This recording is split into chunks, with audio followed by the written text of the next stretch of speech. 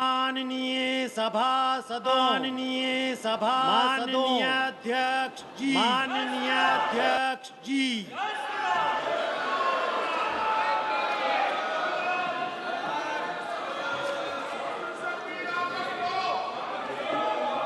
Item number 20, 21 और 22।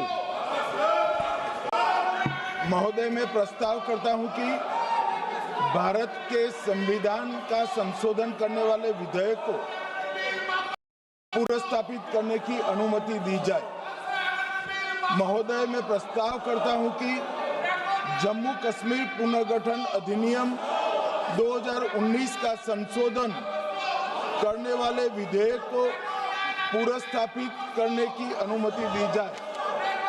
महोदय, मैं प्रस्ताव करता हूं कि संघ राज्य क्षेत्र शासन अधिनियम 1963 का संशोधन करने वाले विधेयक को पुनर्स्थापित करने की मंजूरी दी जाए।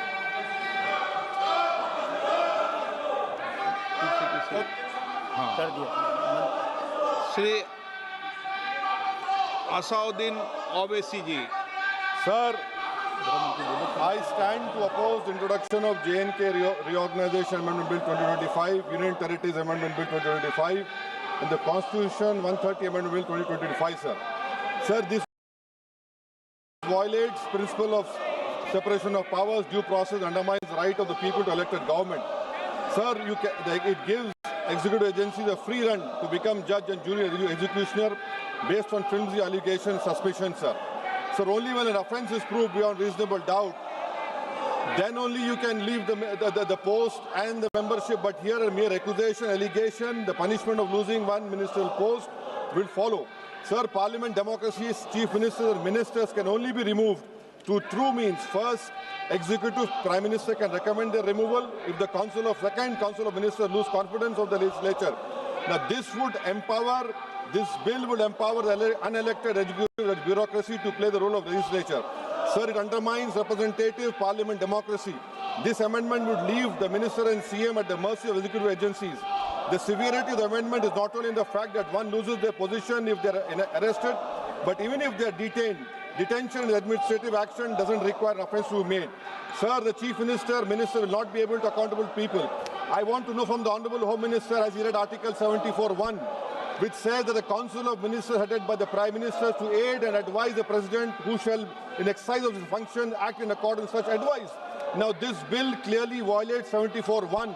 Sir, this is the 1933 Gestapo when Gestapo was found in Germany. This government is hell-bent on creating a police state. This will be a death knell and leash on elected government, sir. Indian Constitution is being amended to turn this country into a police state. BNS 152, the Home Minister promised in this House that sedition would not be used. Section 316, Section 9 of BNS, PMLA Section 4, all these can be used to destabilize an elected government, sir. That is why I oppose the introduction of all these three bills. This is nothing but creating a Gestapo to ensure that our democracy does not survive. And may I tell the Honourable Home Minister, despite his promise on BNS 152 has been used against a senior journalist, Siddharth Vardhan, Assam also. That is why I oppose this introduction of three bills, sir. Thank you. Tiwari. Speaker, sir, I rise to oppose the introduction of these three bills under Rule 70(1) of the Rules of Procedure and Conduct of Business in the Lok Sabha. This bill is squarely destructive of the basic structure of the Constitution. अध्यक्ष महोदय, भारत का संविधान का जो मूलभूत ढांचा है वो ये कहता है कि कानून का राज होना चाहिए. There should be rule of law. और उस rule of law, कानून के राज की बुनियाद है कि आप बेगुनाह हैं जब तक आपका गुनाह साबित नहीं किया जाता. You are innocent until proven guilty. This bill stands that fundamental maxim of jurisprudence on its head. It makes an investigating officer the boss of the Prime Minister of India. The second ground on which I oppose this bill it violates Article 21, the due process clause. FIR, arrest, charge sheet, and even framing of charge does not in any manner substantiate guilt. In fact, you plead not guilty only after charges are framed against you. This bill turns the fundamental jurisprudence of Article 21 on its head. Number 3, it distorts parliamentary democracy, which is again basic structure, by displacing will of the people through mere custody, bereft of judicial determination. अध्यक्ष जी, ये बहुत ही संवेदनशील विधेयक है. मेरे 2 बिंदु और हैं, मुझे कृपया. ओके. चौथा, on the fourth ground is it opens. Please माननीय सदस्य, आप नियम 72 के तहत विरोध कर रहे हैं.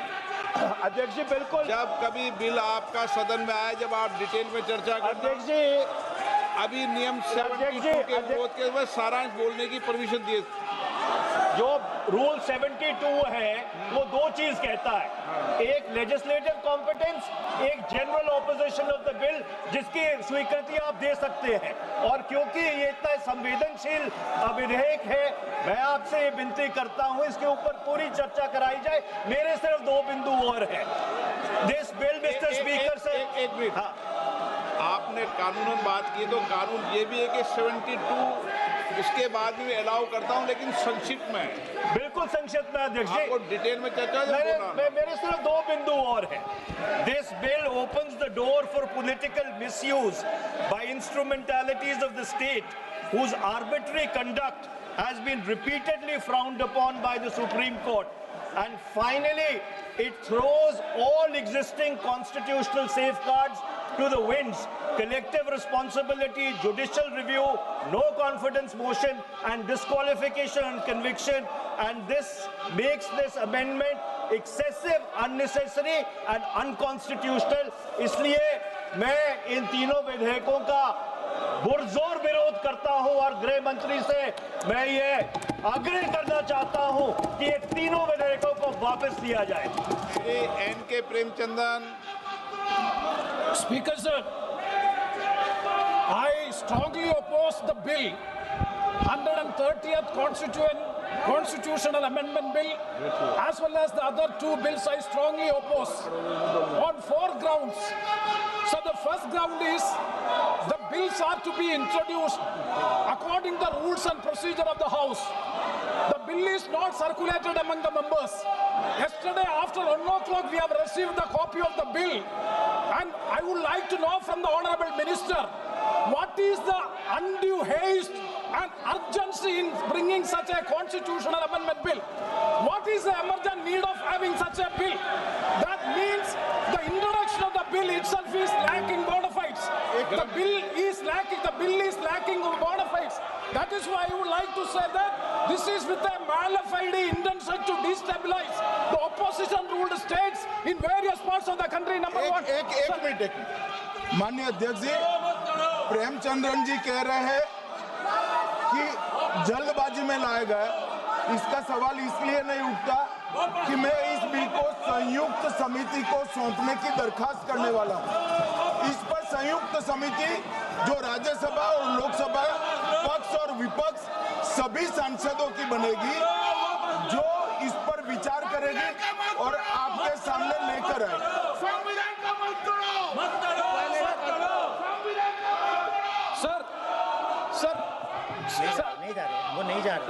Sir, I do agree with the Honorable Minister, but at the same time, the members are having the right to oppose the bill at the time of introduction. This is the legitimate constitutional right of each and every member to oppose the bill at the time of introduction of the bill. That is being curtailed. That is the problem which I am trying to say. And the second one is that is disqualified. Shri Venugopal.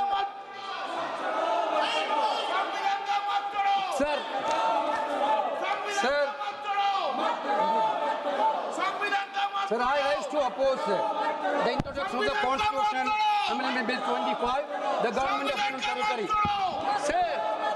Sir, this bill is this bill is to sabotage the federal system of this country. This bill is to sabotage the basic principle of the constitution of this country. Sir, BJP people are telling this bill is to bring morality in politics. Can I ask a question to the Honorable Home Minister? When he was the Home Minister of Gujarat, he had been arrested, sir. Whether he took the morality of that point of time, ये विषय नहीं है, morality of that point of time. गृह मंत्री जी, अब मुझे सुनो जरा, मुझे सुनो गृह मंत्री जी, मुझे सुनो ना, पहले बैठ जाओ। प्लीज। हाँ, गृह मंत्री जी। माननीय अध्यक्ष जी, मैं रिकॉर्ड क्लियर करना चाहता हूं। मुझ पर झूठे आरोप लगाए तब अरेस्ट होने के पहले मैंने नैतिकता के मूल्यों का हवाला देकर इस्तीफा भी दिया और जब तक मैं कोर्ट से निर्देश नहीं हुआ कोई संविधान पद मैंने स्वीकार नहीं किया। ये क्या सिखाते हैं नैतिकता में? मैं तो इस्तीफा देकर गया था और मैं तो चाहता हूं कि ये नैतिकता के मूल्य बढ़े। हम ऐसे निर्लज्ज नहीं हो सकते कि हम पर आरोप लगे और हम संवैधानिक पद पर रहें। अरेस्ट के पहले मैंने इस्तीफा दिया है। माननीय सदस्य, आप बिल पर बोलिए। आप 72 के नियम के तहत बोलिए। Sir, this name है, आपका डायरेक्शन है। 19 आप 72 नियम के तहत बोलिए। सर, लाइक नहीं है सर। नियम के तहत बोला आप 72। सर, this आपका डायरेक्शन है 19A, 19B। हाँ है। साफ्तारान कॉल भी है। हाँ। Very clearly telling at least 1 week notice is needed for introducing a bill. Sir, I am telling that this bill is to target the opposition ruling government. This bill is to threaten the people like Nitish Kumar and Chandrababu Naidu. This bill is to blackmail. Sir, out of sir, my time one. आप माननीय सदस्य, आप 9 चलिए। धर्मेंद्र प्रधान जी बोलना चाहते हैं? प्रधान नहीं यादव। आपके मेंबरों को बिठाओ।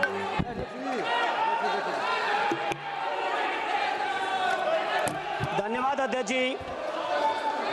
मैं ये जो तीनों के तीनों विधेयक आए हैं, संविधान का 130वां संशोधन विधेयक 2025, 1 मिनट, संघ राज्य विधेयक, देश देख रहा है आपको, संघ राज्य शासन विधेयक 2025, जम्मू कश्मीर पुनर्गठन विधेयक 2025, इन तीनों का माननीय अध्यक्ष जी अपनी पार्टी, अपने नेता आदरणीय अखिलेश जी की ओर से पुरजोर विरोध करता हूं।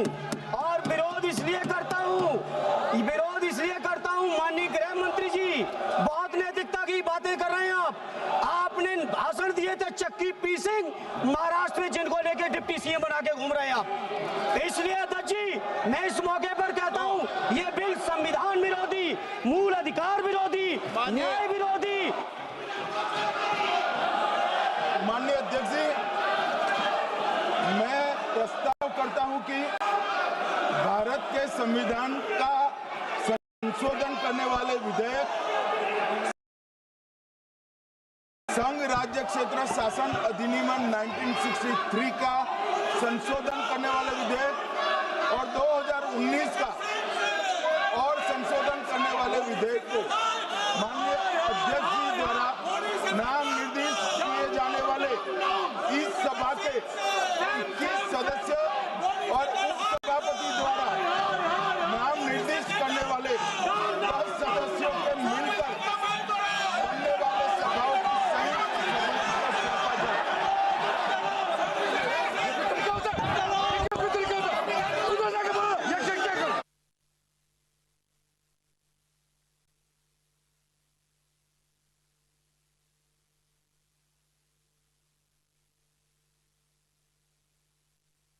की कार्रवाई 3 बजे तक के लिए स्थगित की जाती है। ठीक है।